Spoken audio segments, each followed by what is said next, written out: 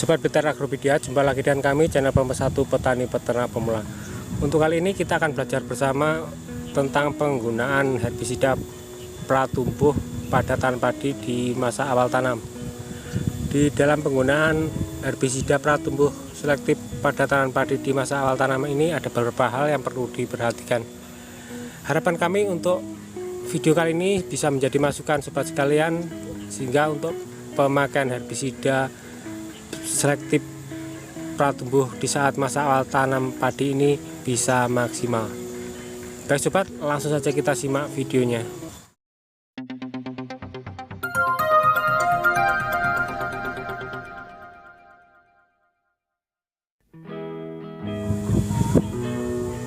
Sobat, ini tanaman padi kami itu untuk varietas 32 dengan umur 25 hari setelah pindah tanam. Ini untuk lahannya sobat bisa lihat sampai di ujung sana. Jadi ini lahannya agak terpisah-pisah ya sobat.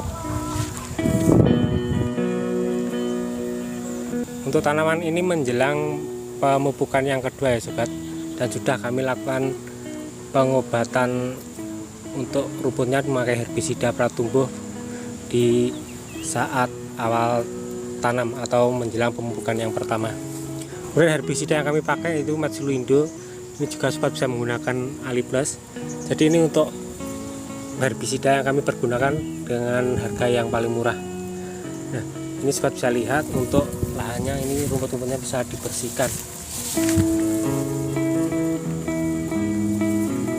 Ini sobat bisa lihat untuk lahannya ini rumput-rumputnya sudah tidak tumbuh lagi. Meskipun ini untuk herbisida yang kami pergunakan relatif harganya murah, tapi kalau kita melakukan pengobatan dengan tepat, ini sobat bisa lihat untuk hasilnya. Dan ini akan kami share bagi sobat sekalian untuk petani padi pemula lainnya di mana saja berada. Semoga ini bisa menjadi manfaat.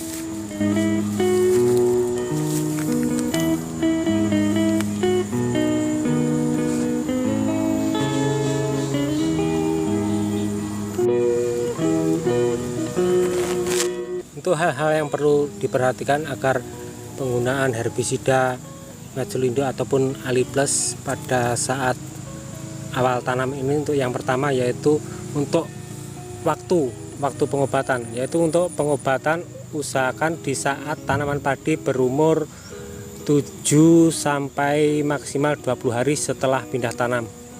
Ini untuk waktu penyemprotan di awal masa tanam. Kenapa untuk pengobatan dimulai di saat umur 7 hari? Karena untuk di saat dimulai umur 7 hari ini untuk tanaman padi sudah mulai tumbuh ya sobat. Jadi semisal ada efek samping dari herbisida ini, untuk tanaman padi sudah kuat. Dan jangan sampai melebihi di umur 20 hari setelah pindah tanam, karena untuk umur 20 hari setelah pindah tanam ini biasanya untuk daun dari tanaman padi sudah lebat. Jadi kalau kita melakukan penyemprotan ini biasanya untuk herbisida ini tidak bisa begitu menembus pada lahan atau pada tanah yang tempat tumbuh dari rumput ataupun gulma pada tanaman padi kita. Jadi ini usahakan untuk umur maksimal tanaman padi ini 20 hari setelah pindah tanam.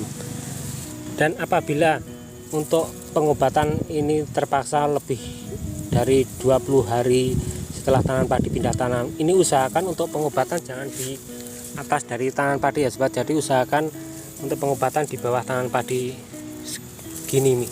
Jadi ini kalau kita melakukan pengobatan pada saat umur melebihi 20 hari, ini alangkah baiknya dilakukan penyemprotan di bawah tanaman padi, sehingga ini untuk herbisida yang kita semprotkan ini bisa langsung mengenai sasaran pada rumput, tidak mengganggu pada tanaman padi. Karena di saat umur 20 hari ini sobat bisa lihat untuk tanaman padi tentunya untuk daun-daunnya sudah lebat, sehingga ini akan menghalangi dari proses penyemprotan kita.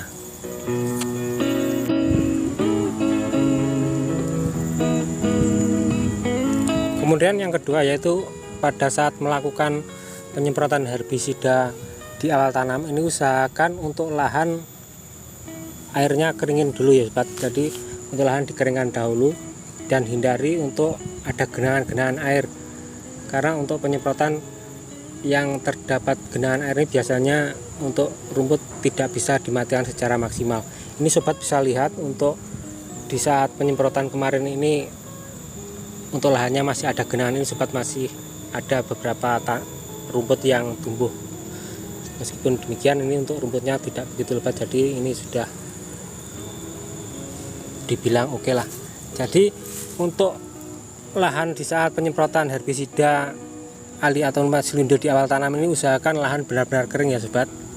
Jadi ini agak beda dengan pengobatan rumput untuk pemakaian herbisida yang dicampur dengan pupuk atau ditabur. Ini mungkin lain kali akan kita buatkan konten untuk pembersihan gulma dengan dicampur dengan pupuk.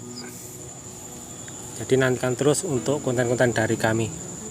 Jadi apabila untuk lahan masih terdapat genangan, ini usahakan keringkan dahulu untuk bagian dari lahan yang terdapat genangan-genangan air, sehingga ini untuk penyemprotan herbisida pratumbuh di awal tanam ini bisa maksimal.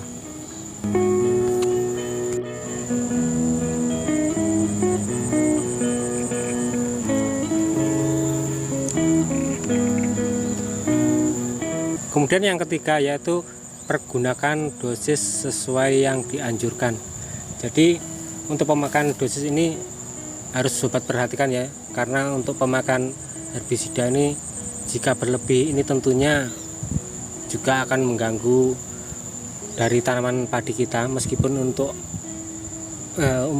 untuk herbisida pratumbuh selektif untuk tanaman padi ini sudah disesuaikan untuk tanaman padi, kalau semisal kita penggunaan terlalu barbar ini tentunya akan menyebabkan fitotoksit pada tanaman padi. Apapun itu herbisida yang kita pergunakan, ini usahakan untuk dosis yang dipergunakan harus sesuai dengan petunjuk yang tertera dalam kemasan.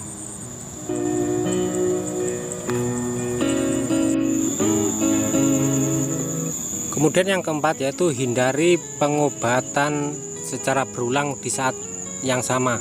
Yang dimaksud di sini gini sobat, ini bagian pengalaman kami. Ini untuk obat yang kita pergunakan seluruhan ini masih tersisa. Ini biasanya kami melakukan penyemprotan langsung daripada mubadir pada lahan.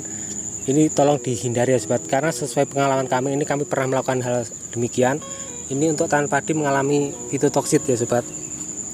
Jadi apabila ingin melakukan penyemprotan berulang, ini beri jeda 1 minggu sambil melihat dari hasil penyemprotan kita yang pertama. Sekiranya ada lahan yang masih tergenang dan rumputnya tidak bisa dimatikan, ini sobat bisa melakukan pengobatan ulangan dengan jeda waktu 1 minggu dari kita melakukan penyemprotan yang pertama. Jadi ini sesuai pengalaman kami, dengan cara yang demikian ini untuk tanaman padi tidak mengalami fitotoksit.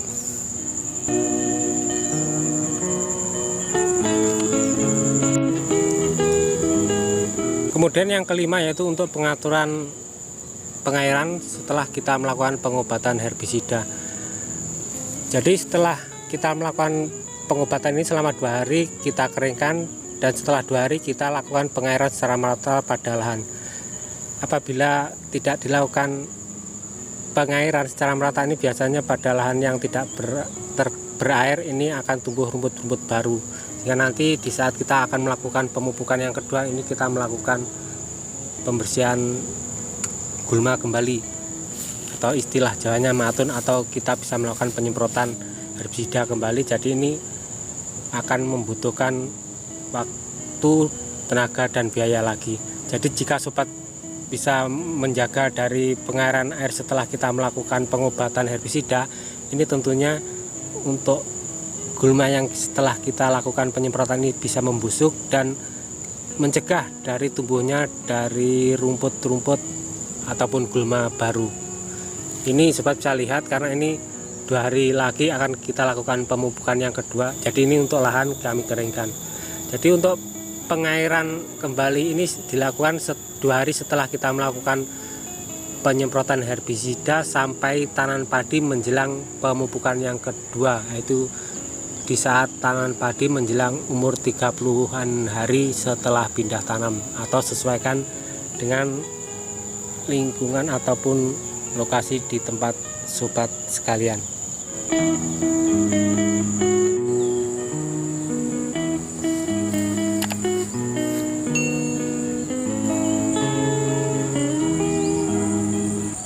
Baik sobat, sampai di sini video ini, semoga bermanfaat. Salam hangat buat keluarga, tetap semangat. Salam sukses dari Blitar Agropedia.